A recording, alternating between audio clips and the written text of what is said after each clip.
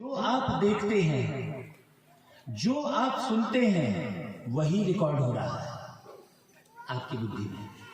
इसलिए सावधानी किस में रखनी पड़ेगी हमको? देखने और सुनने में सावधानी रखनी पड़ेगी। अभी हम क्या कर रहे हैं?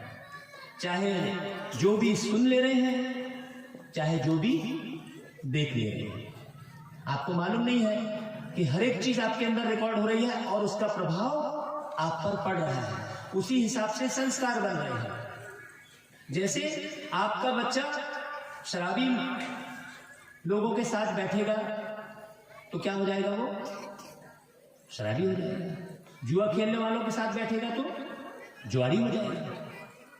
बेईमानी करने वाले लोगों के साथ दोस्ती करेगा तो बेईमान हो जाएगा। वो जैसा देखेगा, जैसा सुनेगा, वैसा बनेगा। इसलिए अब अपने बच्चे को क्या दिखाओ और क्या सुनाओ, ये आपके ऊपर डिपेंड करता है। आपको निर्माण करने के लिए, इसलिए माता ही निर्माता है। माताओं को विशेष रूप से है, क्योंकि माता की गोद में बच्चा शुरू से पलता है। तो माता अपने बच्चे को क्या दिखाए? क्या दिखा रही है माता आज? कार्टून दिखा रही है। तो कार्टून दिखा रही है तो बच्चा क्या बनेगा? कार्टून बनेगा ना? कार्टून बनेगा कि नहीं बनेगा? और इस तरह से हम अपने बच्चों को क्या कर रहे हैं? कार्टून बना रहे हैं। तो हमको देखने और सुनने में सावधानी रखनी है। अभी आप सुनिए इस गीत को फिर से सुनिए।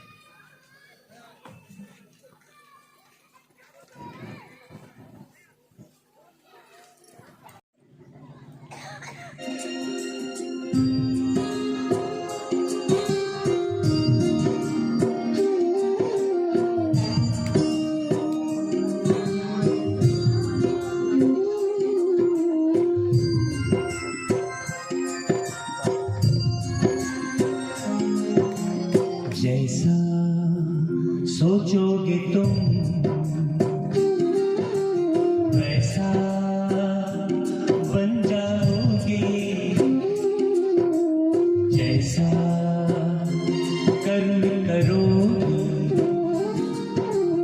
वैसा फल पाओगे। श्रेष्ठ कर्म का आधार है खुद का कर लो दर्शन। यही जीवन का सार है, यही जीवन का सार है। जैसा सोचोगे तुम वैसा बन जाओगे। जैसा कर्म करोगे वैसा फल पाओगे।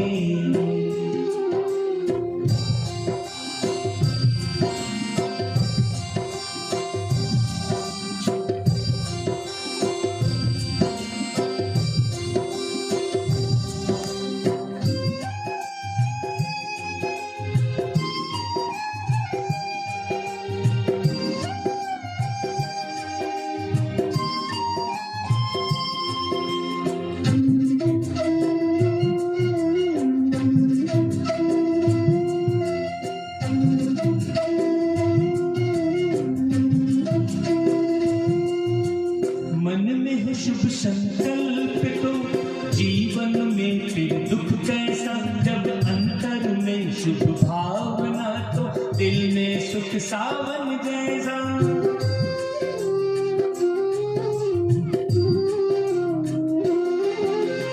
हार कर जो ना हारे जीत उसी की होती है। घन घोर अंधेरे में भी जलती जगमग उसकी ज्योति है।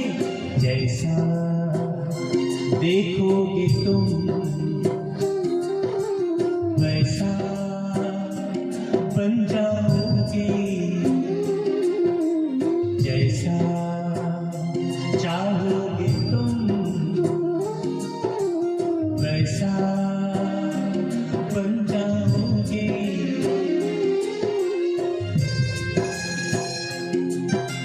और ये सूरज, ये धरती, ये जल, ये पवन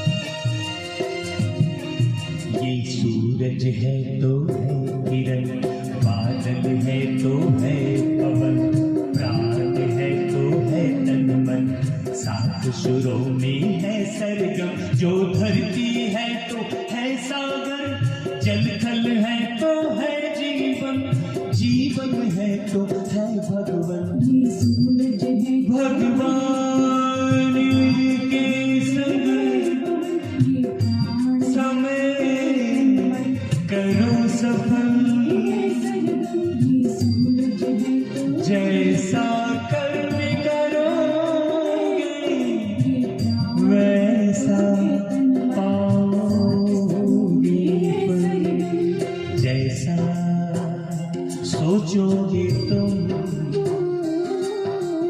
वैसा बन जाओगे, जैसा कर्म करोगे वैसा फल पाओगे। सृष्टि कर्म का आधार है, खुद का कर लो दर्शन, यही जीवन का सार है, यही जीवन का सार है, जैसा सोचोगे तुम वैसा बन जाओगे, जैसा कर्म करोगे वैसा फल पाओगे, जैसा सोचोगे तुम वैसा बन जाओगे, जैसा कर्म करोगे वैसा फल पाओगे। तालियां।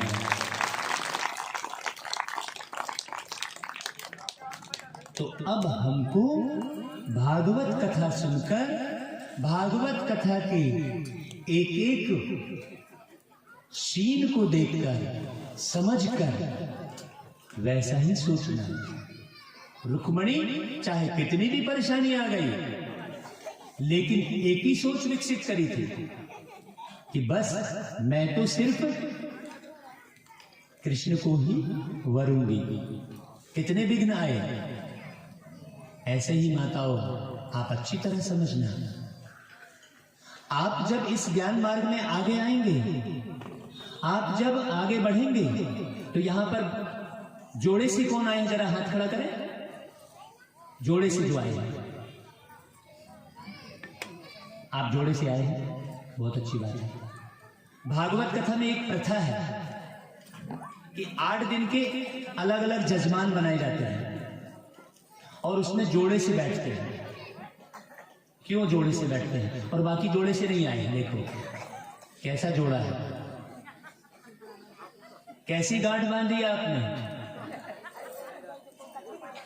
है। हमने तो ऐसी गांठ बांधी, देखो, जो पूरे समय बिल्कुल पीछे लग के देखे भाई। क्यों? कथा में बहुत सारे लोग आते हैं, ये पूरा वाच करती हैं और एक एक लिखती है बैठकर। ऐसी गांठ बांधी गई ना, तो फिर बस वही गांठ बांधी, बस अग्नि के किनारे गांठ बांधी, मतलब बिल्कुल जोड़े से चलना है। क्योंकि जब आप पूजा करने जाते हो तो जोड़े की ही पूजा करने जाते हैं। लक्ष्मी नारायण का मंदिर, सीताराम जी का मंदिर, राधे कृष्ण जी का मंदिर जोड़े से हो ना, फिर यहां क्यों नहीं जोड़े से आए? यदि जोड़े से आते तो दोनों को बहुत बढ़िया। अब क्या होगा? अब आपको समझ में आ गया, आपको नशा चढ़ गया कि हाँ मुझे तो भगवान का ज्ञान सुनना है, और आपके जोड़े को नशा नहीं चढ़ा, तब क्या होगा? वो गांठ बंधी थी काहे के लिए? एक साथ चलने के लिए। फिर गांठ कौन सी बंध गई? ऐसी वाली बन गई। ये भी एक गांठ है और ये भी एक गांठ है। कौन सी गांठ अच्छी रहेगी? देखो, इस गांठ में 5 उंगलियां मिली हुई है, और इसमें एक ही काफी है। गांठ दो प्रकार की है। तो आप लोगों ने लगता है ऐसी गांठ बांधी है। जिसकी ऐसी गांठ बंदी जरा हाथ खड़ा करें। यहां बहुत सी माताएं बैठी होंगी जिसकी ऐसी गांठ बंधी है। पक्के में ज्यादातर यही होता है? भाइयों में ऐसा है? ऐसी गांठ बंधी है। अब हमारी धर्मपत्नी से पूछ लीजिए, हम लोगों की ऐसी गांठ बंधी है कि ऐसी? अगर ऐसी बंधी होती तो ये बैठी ही नहीं रहती।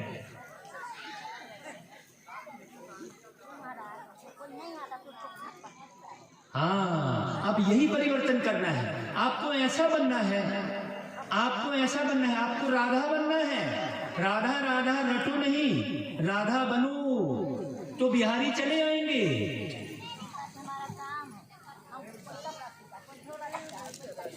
हाँ, एक मिनट माता जी, दूसरी बातों में नहीं आना है, समझना है उस बात को। ये हमने एक उदाहरण दिया है, मैंने तर्क की बात नहीं है कि क्या करें ऐसा। आप कारण गिनाने लग गए, कारण थोड़ी भाई, आपको बनना है ना।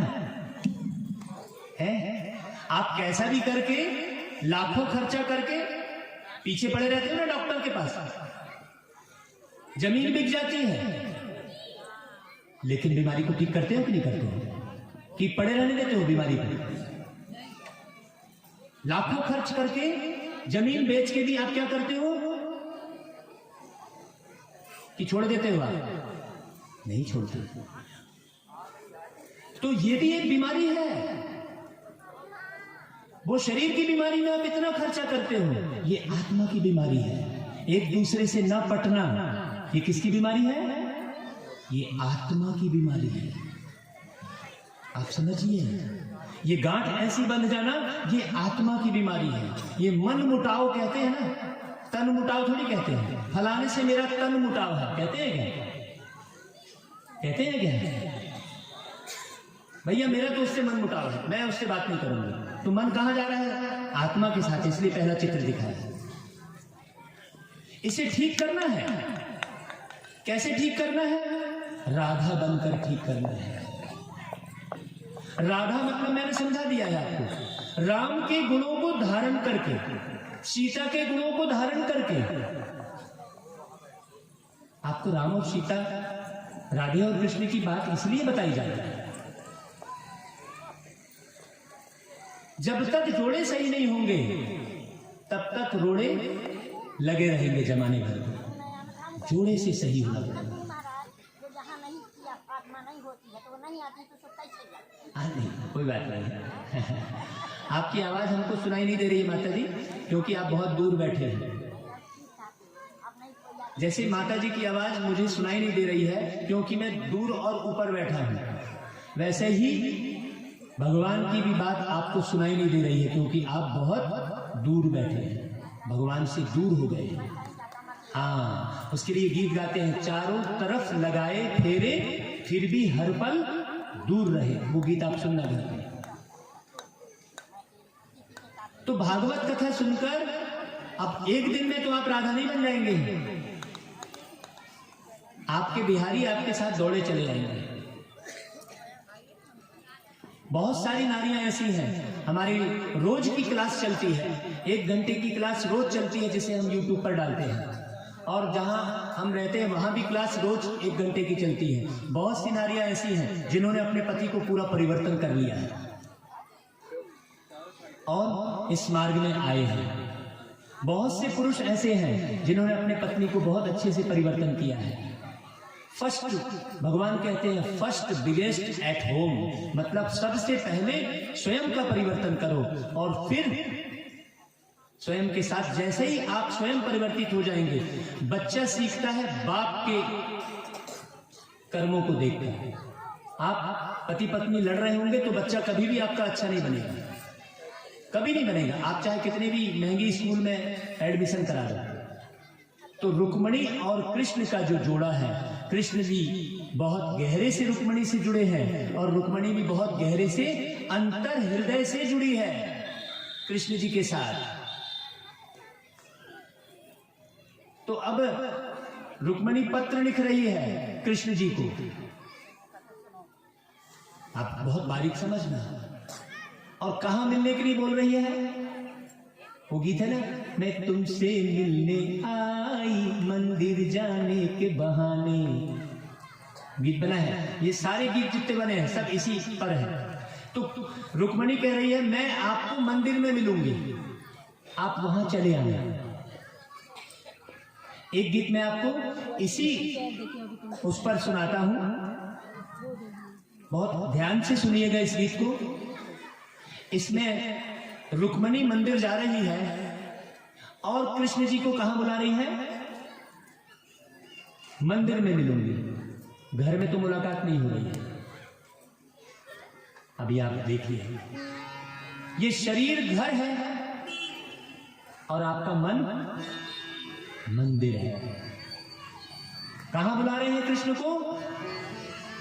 रुक्मणी कहां बुला रही है? रुक्मणी मतलब आत्मा बिल्कुल स्थिर होकर, कितनी भी परेशानी आ रही है, बहुत प्रताड़ित किया जा रहा है, दूसरी तरफ संबंध जोड़ने के लिए पीछे पड़ रहे हैं, लेकिन वो दूसरी तरफ संबंध जोड़ने के लिए तैयार नहीं है। इसलिए हमने कहा था आज बहुत बड़ा आयोजन है, इतने सारे लोगों का विवाह करना है, सारी आत्माओं का विवाह करना है उस परमात्मा के साथ। वो परमात्मा तो सब रुक कर ध्यान दीजिए अपनी तरफ। इसलिए मैंने इस कथा के पहले ये गीत फिर से सुनाया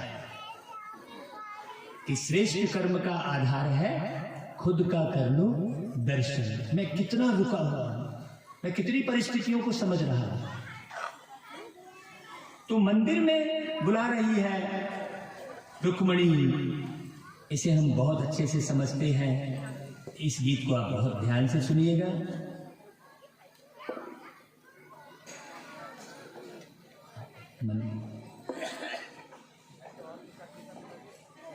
ऐसे बहुत सारे गीतों की रचना स्पष्ट होती है।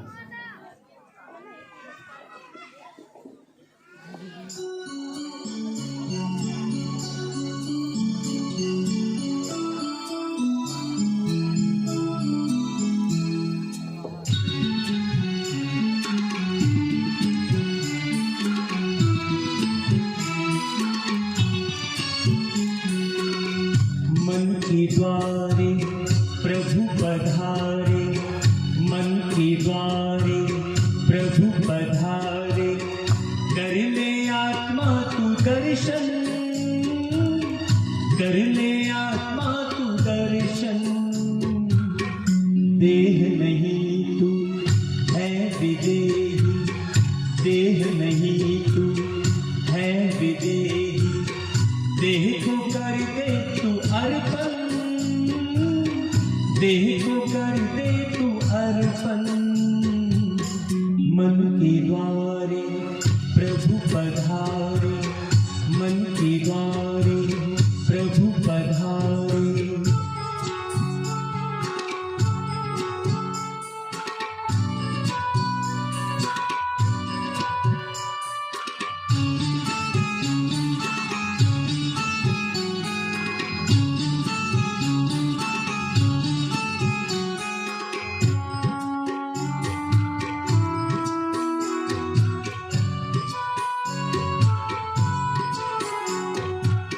तन है मंदिर तू है मूरत, वस्तु वैभव भुला दे।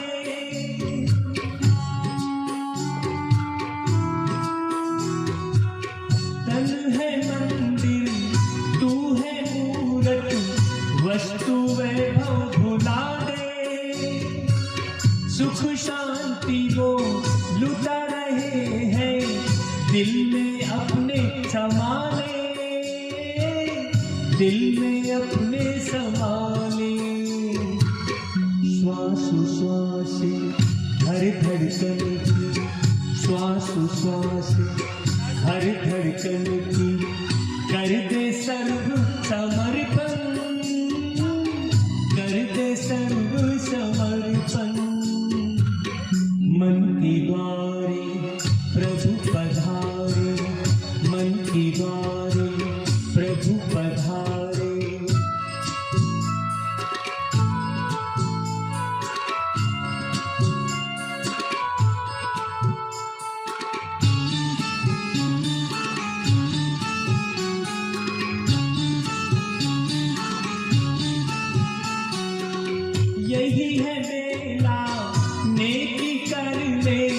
कर्म कुशलता पावे।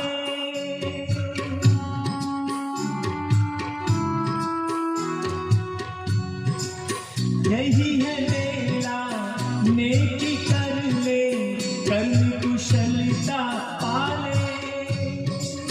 जीवन में ज्योति जगा ले ऐसी, होके प्रभु के हवाले, होके प्रभु के हवाले।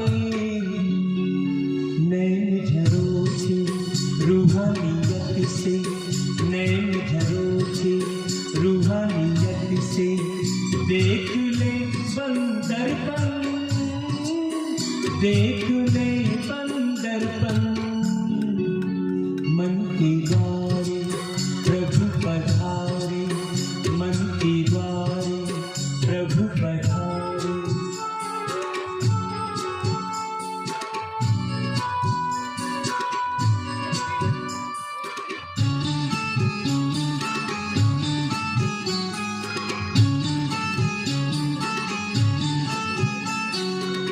स्वागत सत्कार हो प्रभु का, मन सुमन आंगन में।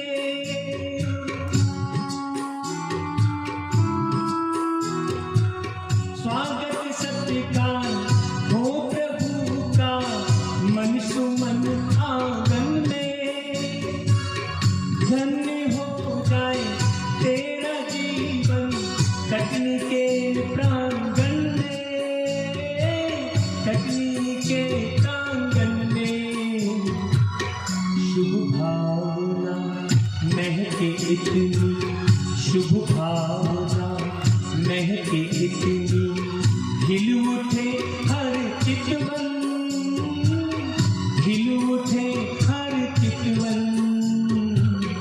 मन के द्वारे प्रभु पधारे, मन के द्वारे प्रभु पधारे, मन के द्वारे प्रभु पधारे।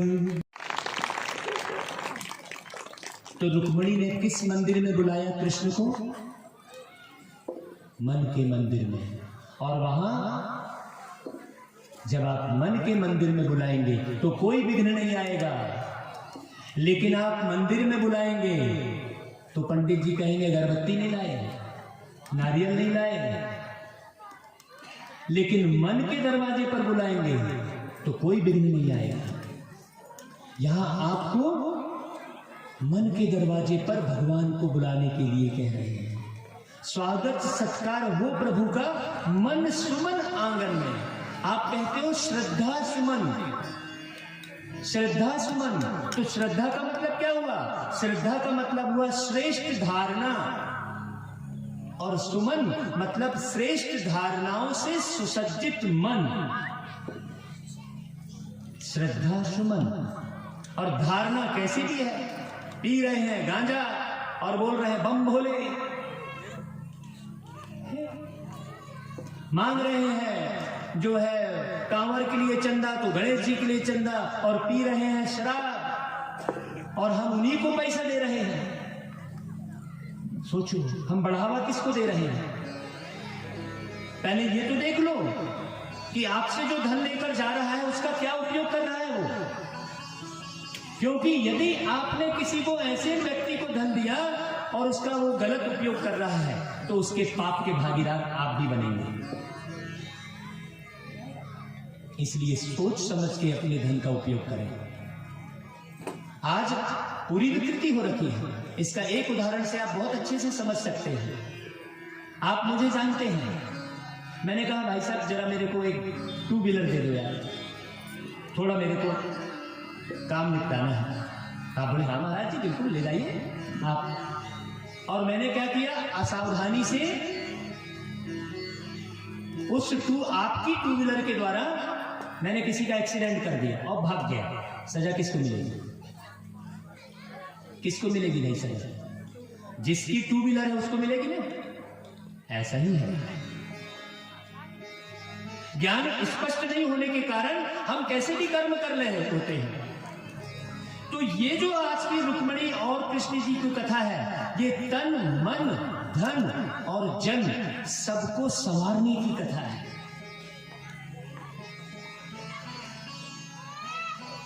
तन शुद्ध होगा अन्न से, और मन शुद्ध होगा ज्ञान से, और धन शुद्ध होगा श्रेष्ठ कर्म के द्वारा हासिल करने से। और धन कहां शुद्ध होगा? जब आप शुद्ध कार्य में लगाएंगे। अब आपको लग रहा है कि ये जो कार्य हो रहा है ये एकदम परफेक्ट हो रहा है, शुद्ध हो रहा है, इसमें कहीं कोई, यहां जो धन लग रहा है इसमें कहीं कोई गलत काम होने वाला नहीं है। यदि लग रहा है तो आज विवाह में वो दहेज डाल देना, जितना सफल करना हो कर लेना, क्योंकि ये ईश्वरीय कार्य है। इसमें जो सफल करेंगे वही आपको मिलेगा, जो जमा करेंगे। इसलिए मैंने बताया आपको कि जो इस शरीर में बैठकर आप जमा करेंगे, चाहे अच्छा व्यवहार, चाहे अच्छी वाणी, चाहे अच्छी दृष्टि, चाहे अपना कमाया हुआ धन श्रेष्ठ कार्य में, चाहे श्रेष्ठ कर्म से कमाया हुआ धन, जो आप करेंगे उसी अनुसार आपका अगला जीवन आपको मिलेगा। आप जीवन से बच नहीं सकते।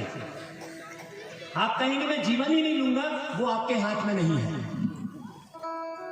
आपके हाथ में क्या क्या है सुनिए। जन्म से पहले और शरीर छोड़ने के बाद आपकी नहीं चलेगी। जन्म से पहले और शरीर छोड़ने के बाद आपकी नहीं चलेगी। जब तक आप इस शरीर में हैं आपकी चलेगी। आप जैसा करो, पूरी छुट्टी है। गलत कर्म करने वाले करो, उसी को रामायण में दिखाया है कि रामचंद्र जी ने रावण को अति करने दी। क्यों? क्योंकि थोड़े भी पुण्य बचे होंगे तो रामचंद्र जी बाण नहीं चला सकते। ये दिखाया है। अति करने दी। जब पाप का घड़ा भरता है तो वो अपने आप फूटता है, उसे किसी को फोड़ने की जरूरत नहीं पड़ती।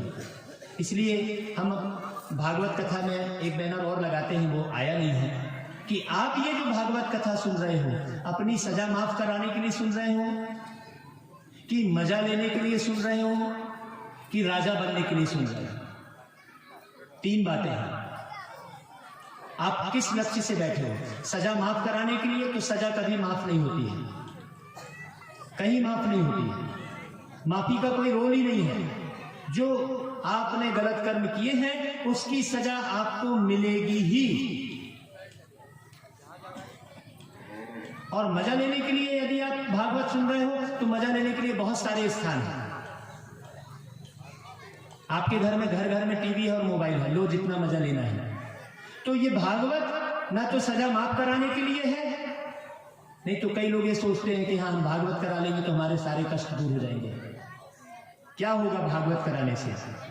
पुराने किए हुए कर्म के कष्ट दूर नहीं होंगे, भागवत कराने से जमा हो जाएगा आपका, जन्म जन्मांतर के लिए जमा हो जाएगा। क्योंकि दुखी कौन हो रहा है? शरीर हो रहा है दुखी की आत्मा? शरीर हो रहा है दुखी की आत्मा? सुख किसको चाहिए, शरीर को या आत्मा को? सुख किसको चाहिए? आत्मा को।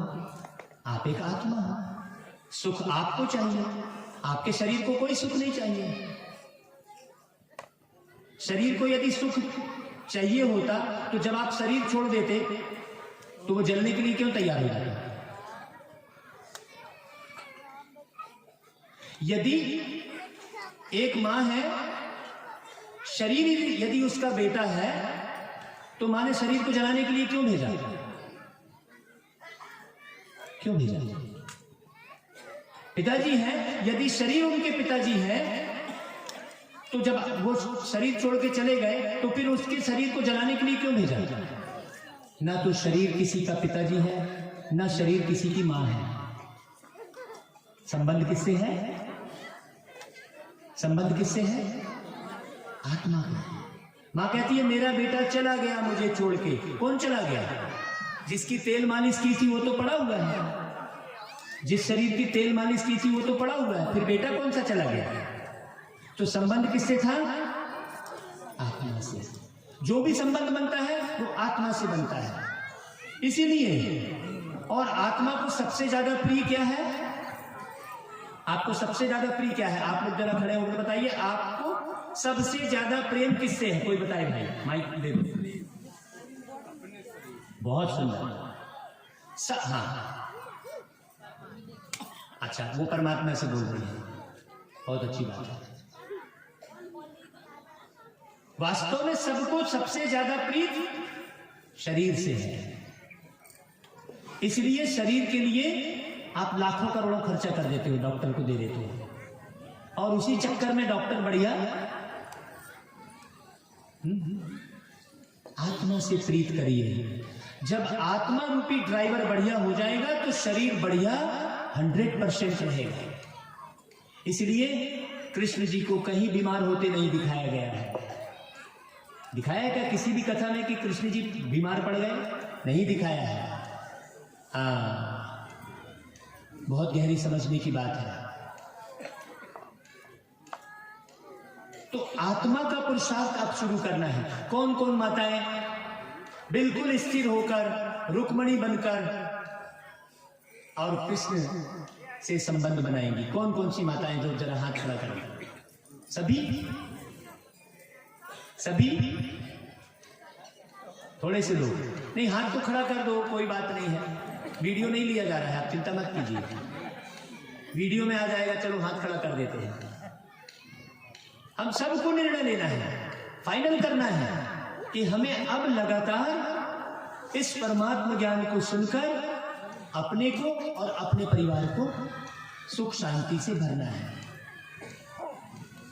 हमारा परिवार मिसाल है, रोज हम बता रहे हैं, कितनी खुशी से बता रहे हैं। जरा भी चिंता नहीं है, जरा भी दुख नहीं है, जरा भी अशांति नहीं है, जरा भी तनाव नहीं है, जरा भी परेशानी नहीं है, इतनी सी भी ना रोग है ना शोक है। सोचिए, यही तो आप लोग चाह रहे थे ना। ये वो मार्ग है। ना आपको घर गृहस्थी छोड़नी है, ना आपको व्यापार छोड़ना है, कुछ भी नहीं छोड़ना है, ना आपको कोई खाना पीना छोड़ना है। तो आज निर्णय लेंगे, क्योंकि आज विवाह है। विवाह निर्णय लेने के बाद ही होता है।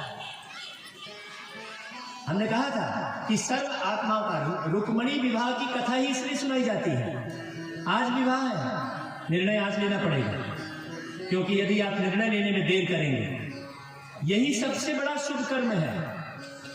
संकल्प लेना है हमको, संकल्प लेना है। बहुत पूरे जोर शोर से हाथ उठाइए, पूरी समझ के हाथ उठाइए। यदि आपको 7 दिन अच्छा समझ में आया है, जैसे मैं बहुत सी माताओं को बोलता हूँ, कैसी लग रही है माता भागवत? बहुत अच्छी लग रही है।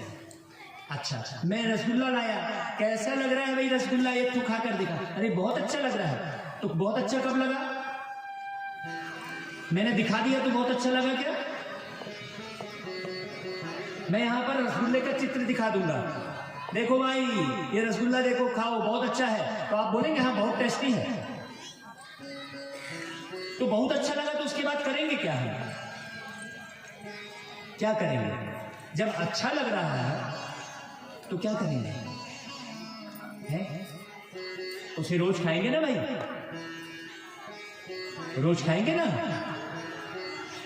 तो पूरे मनोयोग से आप, जैसे सवेरे के हेल्दी मॉर्निंग क्लास में आप पूरे जोश के साथ कहते हैं कि हम आगे इस ज्ञान को लगातार उठाएंगे, उसके लिए आप बोलिए हम तैयार हैं। बोलिए जोर से। क्यों तैयार होना पड़ेगा? देखिए, आइए एक गीत हम आपको बहुत प्यारा सा सुनाते हैं, जिस बहुत अच्छा ज्ञान भी है और निर्णय लेने की बात भी है। देखो माताओं, अभी आपका मन इधर लगा हुआ है, बाद में आपका मन बदल जाएगा, आपका मन बदल जाएगा बाद में। इसलिए अभी जो फाइनल कर लो भगवान के दरवाजे पर, वो पक्का हो जाएगा। आइए सुनते हैं गीत।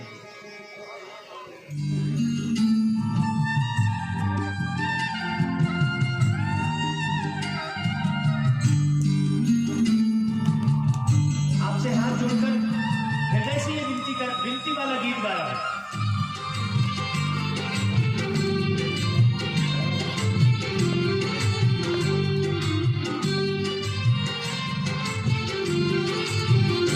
शुभ कर्म में न देरी करो, सांसों का भरोसा नहीं। शुभ कर्म में न देरी करो, सांसों का भरोसा नहीं। जिंदगी को सफल अब करो, सांसों का भरोसा नहीं।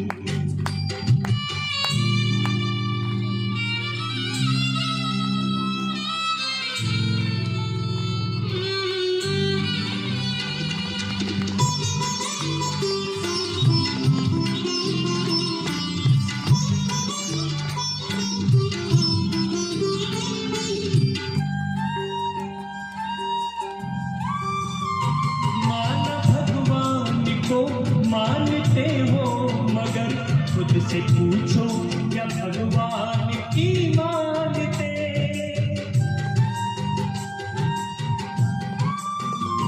माना भगवान को मानते हो मगर खुद से पूछो क्या भगवान की मानते। धरती आकाश को जानते हो अगर ये तो सोचो कि खुद को भी हो जानते। ये तो सोचो कि खुद को भी हो जानते। प्रभु मिलन में हो, प्रभु मिलन में मगन मन करो, सांसों का भरोसा नहीं। शुभ कर्म में न देरी करो, सांसों का भरोसा नहीं।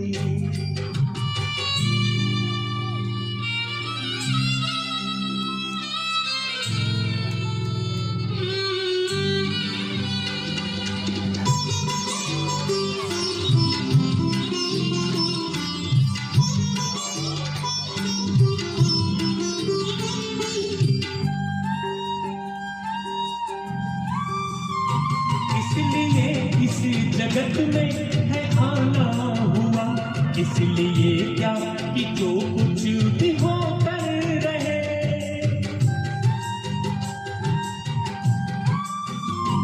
इसलिए इस जगत में है आना हुआ, इसलिए क्या कि जो कुछ भी होता रहे। भाग्य के हीरे मोती कमा लो यहाँ, कंकड़ पत्थर से क्यों झोलियां भर रहे। कंकड़ पत्थर से क्यों झोलियां भर रहे।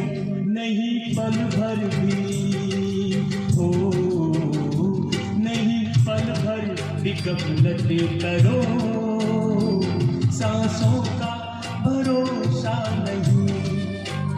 शुभ कर्म में न देरी करो, सांसों का भरोसा नहीं।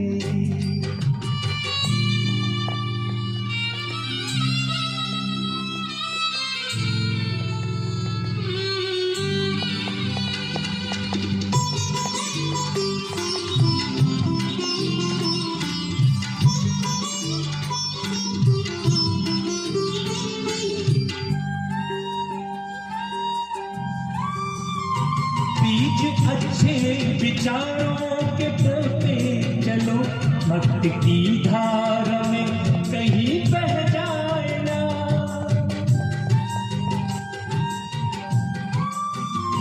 बीज अच्छे विचारों के बोते चलो, भक्त की धारा में कहीं बह जाए ना। पुण्य से मिलती मन को है शुभ प्रेरणा, क्या पता कब ये मन भी बदल जाए ना। क्या पता कब ये मन भी बदल जाए ना। करना है जो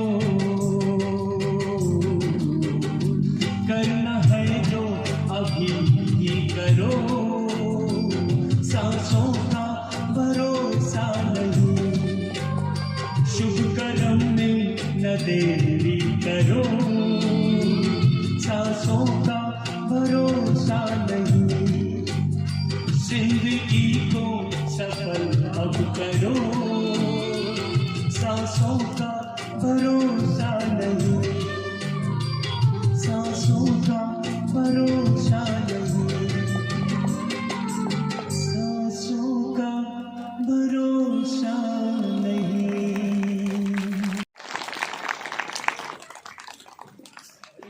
तो डिसीजन अभी लेना है, आज फाइनल है, आज विवाह का दिन है, आज हमें विवाह कर लेना है, गांठ बांध लेनी है आज। और कल फिर यज्ञ भी होगा, यहाँ पर आहुति होगी। कौन कौन उस यज्ञ में शामिल होगा, जरा हाथ खड़ा करें। जो इस यज्ञ में शामिल होगा, मैं गारंटी लेता हूं उसकी सारी समस्या एक झटके में समाप्त हो जाएगी। हाथ खड़ा कीजिए। और जो इस यज्ञ में आहुति डालेगा, आप लोग सब लोग तैयार हैं आहुति डालने के लिए? हाँ, जरा हाथ खड़ा करके जोर से बोलिए। तो बहुत बड़ा यज्ञ करेंगे, इतने सारे लोग होंगे तो बड़ा यज्ञ करना पड़ेगा ना भाई। जैसे हमने सबको नाश्ता खिलाने के लिए लिस्ट सुनाई थी, और आज सवेरे एक भी नाश्ता नहीं था सवेरे। वैसे तो तैयार नहीं होना, हम आपको बताना चाह रहे हैं कि आप क्या खाएं तो आपका शरीर स्वस्थ हो जाएगा, किस प्रकार से खाएं तो शरीर स्वस्थ हो जाएगा।